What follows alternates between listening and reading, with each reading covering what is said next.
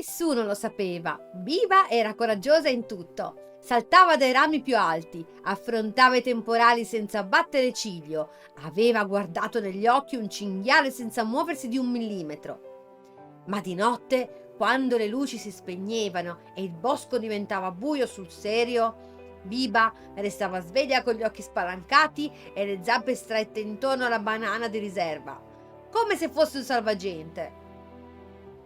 Quella sera però aveva fatto una cosa stupida. Si era addormentata fuori, sul prato vicino al grande rovere, mentre aspettava che Zibù e Drago Raffreddato tornassero dalla passeggiata.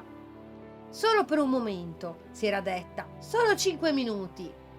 Si svegliò e il bosco era nero. Non c'era luna, non c'erano stelle. Una nuvola spessa le aveva coperte tutte. Non si vedeva niente, a più di 1 metro di distanza. Zibù! Disse sottovoce. Silenzio. Drago? Silenzio. Biba si sedette dritta sull'erba e strinse la banana così forte che quasi la spaccò. Il problema del buio, il vero problema, non era il buio in sé, era quello che ci metteva dentro la testa. Biba sapeva benissimo che il bosco di notte era lo stesso bosco di giorno. Gli stessi alberi, gli stessi sassi, gli stessi sentieri che conosceva a memoria. Ma nel buio ogni rumore diventava enorme, ogni ombra diventava qualcosa, ogni fruscio di foglie sembrava un passo che si avvicinava. Non c'è niente! Si disse Biba a voce alta. Un ramo scricchiolò. Non c'è niente! Ripeté più forte. Una civetta chiamò da lontano. Non c'è niente! Disse Biba, questa volta quasi urlando. Cosa non c'è? Disse una voce calda alle sue spalle. Biba fece un salto così alto che per un momento fu quasi all'altezza dei rami bassi. Era Drago Raffreddato, che la guardava con gli occhi grandi e preoccupati nel buio.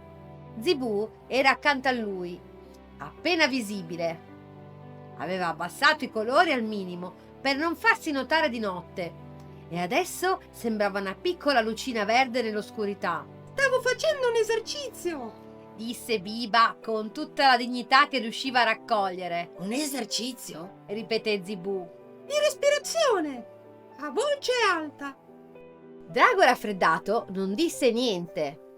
Si sedette nell'erba accanto a Biba, lentamente, con quella cura enorme che aveva quando non voleva spaventare nessuno, e la sua mole rossa e calda riempì il buio intorno a lei, come una stufa. Zibù si sedette dall'altro lato e alzò leggermente la luminosità del suo verde, quel tanto che bastava a fare una piccola luce morbida. Meglio? Disse sottovoce. Biba non rispose subito. Poi, piano, Ho paura! Del buio! disse. Lo so che è stupido! Lo so che sono la stessa Biba di giorno! Lo so che non c'è niente! Ma quando non vedo niente il cervello si inventa tutto e non riesco a fermarlo! Non è stupido. Disse Drago raffreddato. Per me lo è! Io non ho paura di niente! Hai paura di questo? Disse Zibù semplicemente. E va bene. Biba guardò la banana in mano. La stava ancora stringendo fortissimo. Anche voi avete paura di qualcosa? Disse, con voce che cercava di sembrare solo curiosa. Io ho paura Disse Drago raffreddato, senza esitare. di fare del male a chi voglio bene. Io ho paura Disse Zibù. di sparire e che nessuno se ne accorga. Biba li guardò uno per uno nel buio. Che squadra! Disse. Ti insegno una cosa. Disse Drago raffreddato. Non ho bisogno! Ti insegno una cosa. Ripeté tranquillo. Si alzò e camminò lentissimo nel buio, oltre il cerchio di luce di Zibù, fino a dove non si vedeva più niente. Drago! Disse Biba. Sono qui. Disse la voce del drago nel buio. Dimmi cosa senti. Biba stette zitta e ascoltò. Il torrente! Disse. lontano, a sinistra. Cos'altro?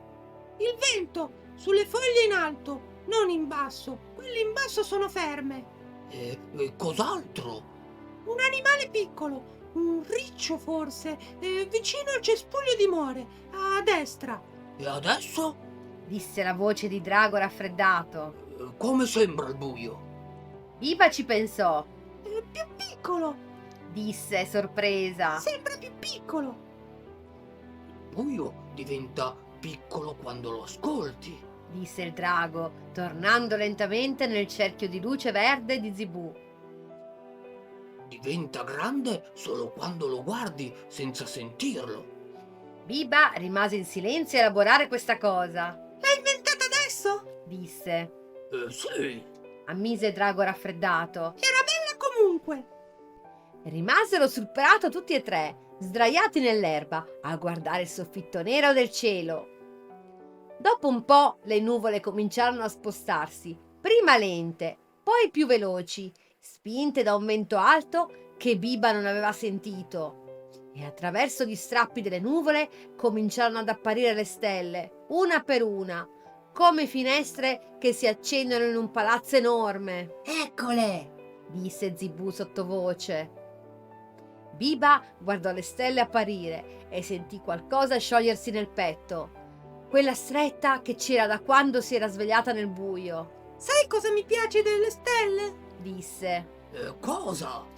Drago raffreddato. Che ci sono sempre, anche quando non si vedono, anche quando le nuvole le coprono tutte. Sono sempre lì, dietro ad aspettare. Zibù diventò il color oro, Come noi! disse.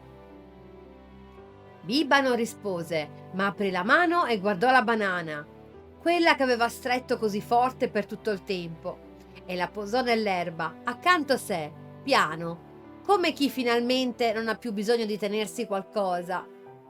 Drago raffreddato sentì il solletico arrivare, trattenne il respiro 3 secondi, poi lasciò andare uno starnuto piccolissimo, quasi un sussurro, e uscì una nuvoletta di ghiaccio delicata che salì su e si trasformò in 6 cristalli a forma di stella che scesero lenti nell'erba intorno a loro.